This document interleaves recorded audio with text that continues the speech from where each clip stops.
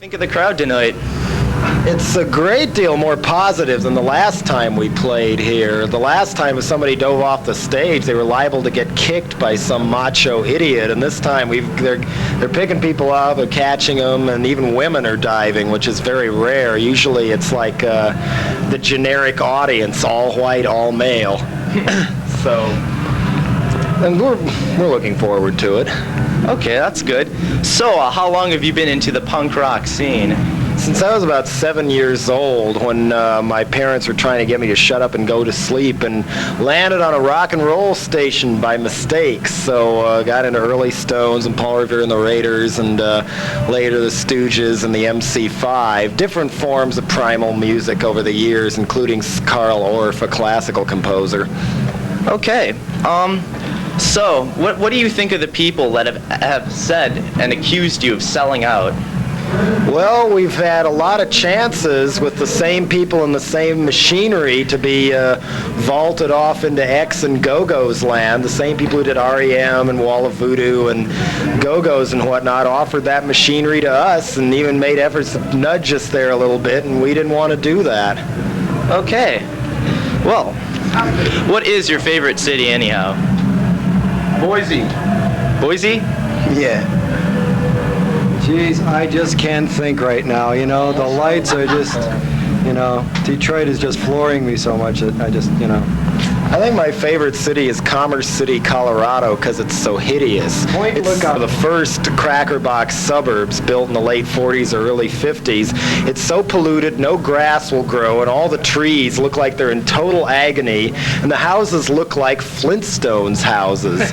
Many of them will have three-wheeled cars or two-wheeled tricycles in the barren yards. It's a very spooky place. I got lost in there once and panicked and got physically ill because I was afraid this is how people wound up in Commerce City.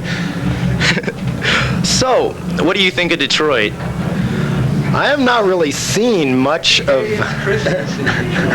the inner city since I was about 8, when my dad took me here and took me through the ghettos to show me why people were rioting on the 6 o'clock news, and 1 week later the Detroit riots broke out. How come you've been out of Detroit for so long? Kind of, sometimes just been plain mishaps. Last time we were through here, we had a choice of Detroit or Cleveland on a day, and we took Cleveland because we'd never played there, and we played Detroit once. And so here we is. Have you ever been to Europe at all? Yeah, we played 3 tours there, and I've been over there twice alone as well. Plus we played in Australia and New Zealand. Okay. What do you think of the following of kids that you've gotten? It's pretty big. Oh, I don't think you can generalize any audience or anybody. I mean, if we get through to one person and crack their mind back open from all the school and church damage and their parents' bogus attitudes, at least we're getting something done. I think what inspires us the most isn't people who come up, oh, Dead Kennedy's your god, oh, Jello, you're my idol. That's kind of makes me feel like a zoo animal in a way. It's real humiliating and embarrassing. But the people who come up and say, well, yeah, we like your stuff, and so now we've made this record, we've written this, or we've made this magazine or film or painting or whatever. People who go out and do something on their own, maybe we're helping trigger a wider spread of disease. Do you have any plans at all for the future? I'll probably go to sleep tonight. Yeah, we're going to go to Cleveland tomorrow, hopefully. That's another reason we don't play in Detroit and many other places as often as some clock-punching road bands do, is because we're very disorganized and we don't plan too much, but in a way it's what keeps us human. I mean, once on a TV interview when we were in Australia, John Cale said that he felt what had destroyed the Velvet Underground was that they became a road band and lost their creative momentum. Any closing comments? Turn that right off.